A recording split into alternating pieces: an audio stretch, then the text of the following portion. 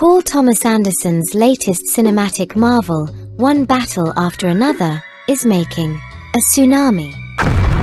The movie has already picked up prestigious awards, including 2 at the Santa Barbara International Film Festival. One battle after another. Jennifer Lawrence called it the best movie I've ever seen in my life, claiming the entire theater leapt to its feet in a standing ovation. Naturally, the internet erupted.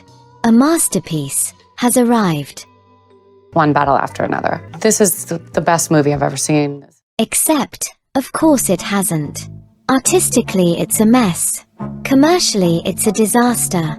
The film pulled in $162 million worldwide, falling far short of the $300 million break-even point. Why? Anderson is trying to sit on 2 chairs at once. He wants to be a serious auteur, but also a big blockbuster expert. The result? A film that's neither fish nor fowl. He lacks the distinct personal identity of a Wes Anderson, or a Roy Anderson, or a Lars von Trier. Yet even for a mainstream crowd, he's too convoluted, too weird, too Anderson. The first 17 minutes had me thinking, what the hell did I just walk into? It felt like Licorice Pizza went to Bollywood, returned, and decided the hero should knock out entire herds of elephants with a flick of his finger. Revolutionary politics, family melodrama, karate lessons, secret societies. He throws it all together and calls it a movie. Leonardo DiCaprio plays Ghetto Pat, a ragged revolutionary, together with his girl Perfidia, who is as hideous as World War II in Burma, lead the leftist rebel group Front 75. My name is Bob Ferguson. I don't know if you've ever heard of me, all right? I was part of French 75 for years and years, all right? They used to call me Ghetto Pat, Rocket Man, stuff like that. I need it. I understand. And the question is, what time is this? If you don't give me the rendezvous point, I swear to God, I will hunt you down and stick a loaded hot piece of dynamite right up your. They attack US border guards just to verify if it works properly. Acting? Forget about it.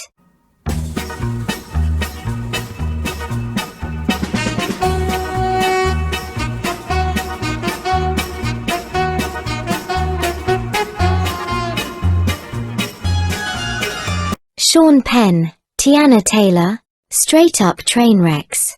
They are trying to play Rambo wannabes, but on screen they look like clowns in spandex, like they just stumbled out of the next soundstage where they were shooting a nursery school-style comic. Wonder Woman vs. Batman vs. Black Panther vs. Adolf Hitler. Honestly, that's probably the point. I mean, if one of the revolutionary chicks is named Jungle Pussy, why not? And Leonardo DiCaprio?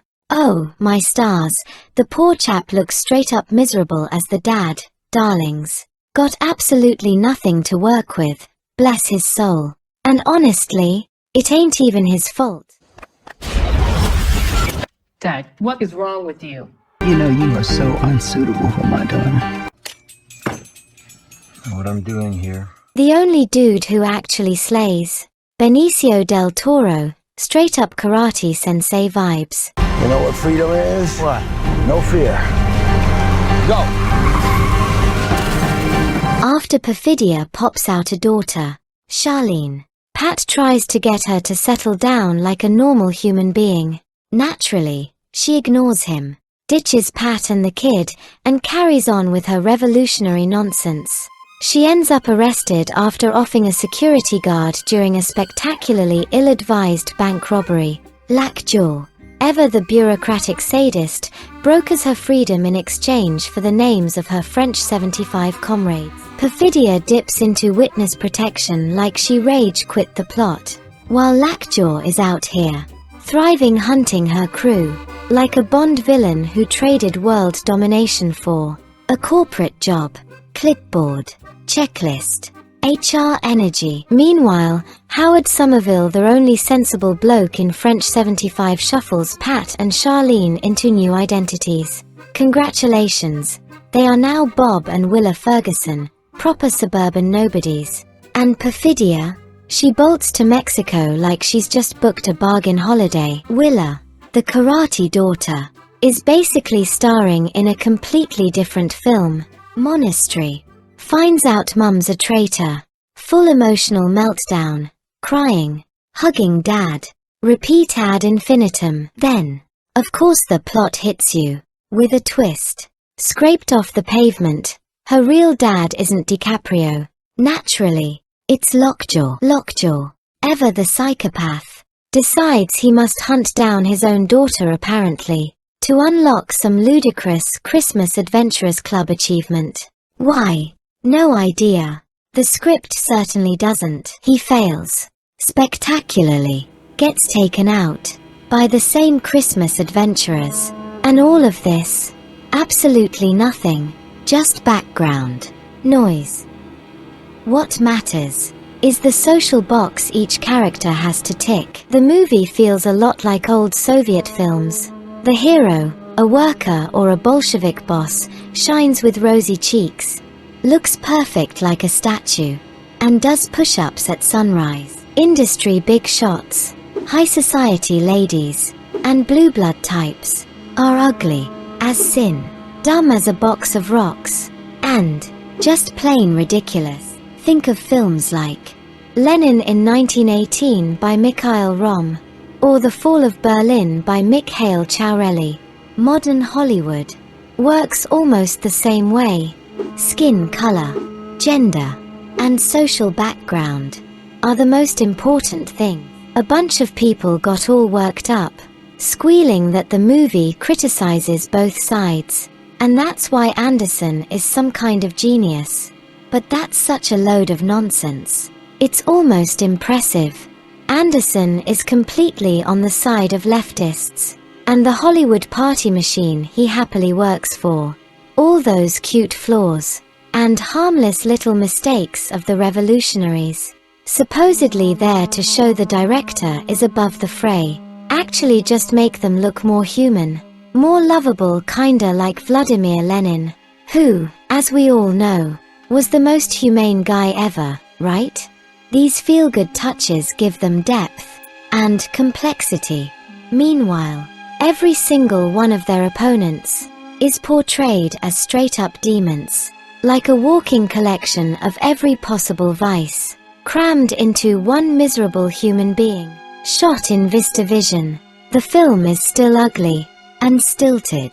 Cartoonish freaks, absurdly exaggerated heroics, and a plot zigzagging between chaos and incoherence. Bob, Willa, Perfidia, Lockjaw, they all exist in this fever dream of social messaging and convoluted action. Yet nothing matters, because the movie has already decided what you're supposed to think. In short, one battle after another is the perfect illustration of modern Hollywood woke excess.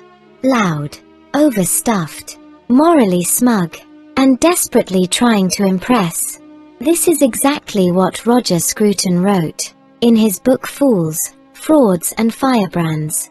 The paranoid mentality, seeking to preserve at all costs the illusion of its own absolute correctness, turns itself into a superstition, and persecutes as evildoers all those who will not accept its dominance. What Hegel calls the labor of the negative. Right. The initial instinct on the left is that negative instinct, that things are wrong, they must be rectified. They can only be rectified, however, by the seizure of power. And so we're going to seize power in order to rectify them. But once you've got the power, the negative is still there in your heart because it's driven you all along. You know, that's the thing which has inspired you. So you set about destroying things, punishing people. You find classes who are to blame, you know, the Jews, the bourgeoisie, whoever it might be, and you don't get out of that negative structure. Right.